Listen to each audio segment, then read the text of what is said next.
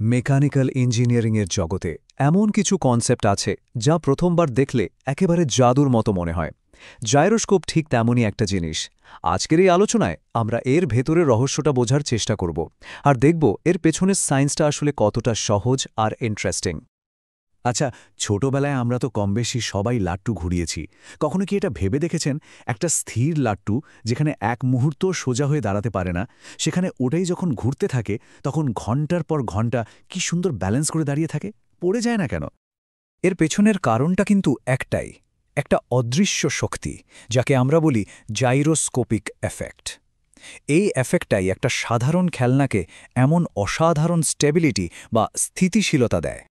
চলুন তাহলে প্রথম সেকশনে এই জাইরোস্কোপের ব্যাপারটা একটু ভেঙে বোঝা যাক, আর দেখি কিভাবে একটা সাধারণ খেলনার আইডিয়া একটা পাওয়ারফুল মেশিনের ভিত্তি হয়ে উঠতে পারে। তাহলে এই জাইরোস্কোপ জিনিসটা আসলে কি? খুব সহজ করে বললে এটা হলো একটা ঘুরন্ত চাকা বা ডিস্ক, যার অ্যাক্সেল বা অক্ষটা যে কোনো দিকে ঘুরতে পারে, একদম আমাদের লাট্টুটার মতো। এর আসল শক্তিটা আসে এর অ্যাঙ্গুলার মোমেন্টাম বা কৌণিক ভরবেগ থেকে। এই ভরবেগের কারণেই এটা নিজের অবস্থান বা ওরিয়েন্টেশন বদলাতে চায় না। ভাবুন তো, একটা ঘুরন্ত লাট্টুকে আলতো করে টোকা দিলে ওটা কেমন বাধা দেয়। জাইরোস্কোপ ঠিক সেই কাজটাই করে। আর এর মূলমন্ত্রটা কি জানেন? স্পিড। একটা জাইরোস্কোপ যত দ্রুত ঘুরবে ওটা তত বেশি স্টেবল হবে। ঠিক যেমন লাটু যত জোরে ঘোরানো যায় ওটা তত বেশি সময় ধরে সোজা হয়ে ঘুরতে থাকে। তাহলে মূল কোন ধর্মটার জন্য একটা জাইরোস্কোপ পড়ে যাওয়ার বিরুদ্ধে বাধা দেয়? এবার জাইরোস্কোপের একটা এমন দিকের কথা বলবো যা শুনলে একটু অবাকই হতে হয়, আর সেটা হলো প্রিসিশন। এটা এমন একটা ব্যাপার যা আমাদের কমন সেন্সকে সরাসরি চ্যালেঞ্জ করে। চলুন দেখি এই অদ্ভুত মোচড়টা আসলে কি। ব্যাপারটা একটু কল্পনা করুন তো, একটা ঘূর্ণন্ত জাইরোস্কোপকে আপনি একদিকে ধাক্কা দিলেন।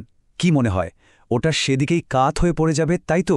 কিন্তু না, ম্যাজিকের মতো ওটা ধাক্কার দিক থেকে 90 ডিগ্রি অ্যাঙ্গেলে সরে যাবে। এটাই এর সবচেয়ে আশ্চর্য আচরণ।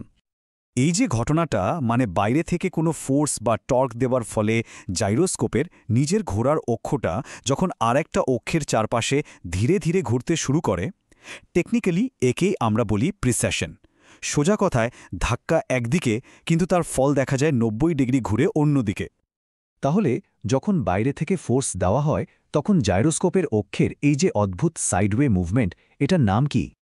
শুধু থিওরি তো অনেক হলো, চলুন এবার দেখি বাস্তব জীবনে আমাদের চারপাশে এই জাইরোস্কোপ কি কামাল করছে।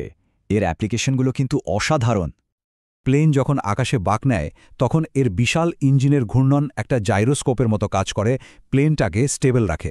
কিংবা ধরুন উত্তাল সমুদ্রে একটা বিশাল জাহাজ ঢেউয়ের ধাক্কায় ভয়ঙ্করভাবে দুলতে থাকে, সেখানে জাইরোস্কোপিক স্টেবিলাইজার এই দুলুনি কমিয়ে দেয়। আর রাস্তায় হাই স্পিডে কর্নারিংয়ের সময় একটা বাইককে পড়ে যাওয়া থেকে বাঁচায় এর চাকার ঘূর্ণন। এই অদৃশ্য শক্তিটাই আমাদের যাত্রাকে অনেক নিরাপদ করে তোলে।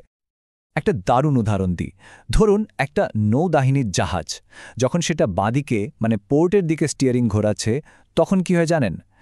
জাইরোস্কোপিক কাপলের জন্য জাহাজের সামনের অংশটা, যেটাকে বলে বো, সেটা একটু উপরে উঠে যায়, আর পেছনের অংশ মানে স্টার্ন সেটা একটু নিচে নেমে যায়। এই ছোট এফেক্টটাই কিন্তু জাহাজের স্টেবিলিটির জন্য খুব জরুরি। তাহলে এমন একটা গাড়ির নাম বলুন তো যেখানে এই জাইরোস্কোপিক স্টেবিলিটি সেফটির জন্য সবচেয়ে বেশি দরকারি। এই যে এতক্ষণ ধরে একটা অদৃশ্য শক্তির কথা বলছি, এবার সময় হয়েছে সেই শক্তিটাকে অঙ্কের ভাষায় মাপার। চলুন এই জাইরোস্কোপিক কাপলের ফর্মুলাটা দেখে নেওয়া যাক। ফর্মুলাটা দেখতে খুব সহজ কিন্তু দারুণ কাজের।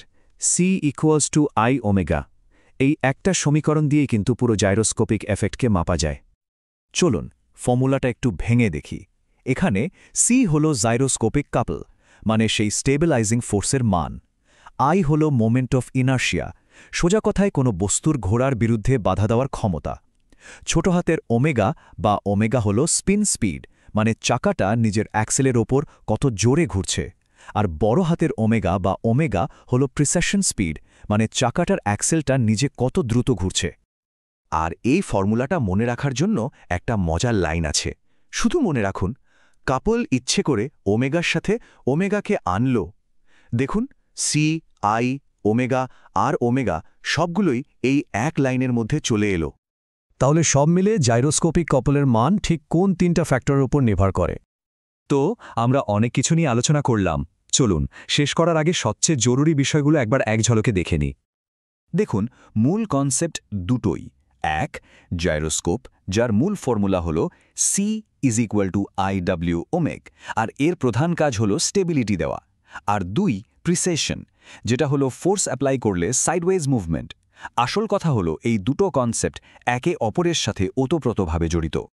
এই যে কনসেপ্টগুলো আমরা শিখলাম, এগুলো কিন্তু শুধু পরীক্ষার খাতায় লেখার জন্য নয়। এই মৌলিক শক্তিগুলোকে ভালোভাবে বোঝা মানে ভবিষ্যতের স্মার্ট গাড়ি আর স্টেবল ড্রোন ডিজাইন করার দিকে প্রথম পা বাড়ানো। এটা মনে রাখা খুব দরকার যে এটা শুধু বইয়ের একটা টপিক নয়, এটা একটা কোর প্রিন্সিপাল, যা ব্যবহার করে আমরা আরও স্টেবল আর এফিশিয়েন্ট একটা ভবিষ্যৎ তৈরি করতে পারি।